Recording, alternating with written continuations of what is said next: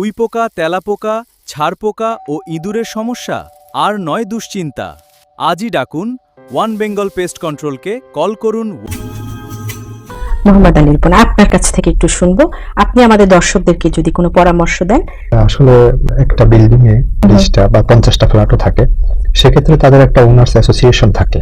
তারা দায়িত্ব নিয়ে দেখা যায় যে উদ্যোগ নিয়ে এই ধরনের কাজ তারা করায় পুরো বিল্ডিং এর পুরো ফ্ল্যাটে, তারপর তাদের বেসমেন্টে, গ্রাউন্ড ফ্লোরে যেখানে হয়তো মশার লার্ভা বা ডিম জমে থাকে বা ককরোচের জন্য যে তাদের যে সুয়ারেজের লাইনের থাকে, যে সম্পৃক্ত থাকে, এই সবগুলো তার একটা অ্যাসোসিয়েশনের মাধ্যমে করা হয়।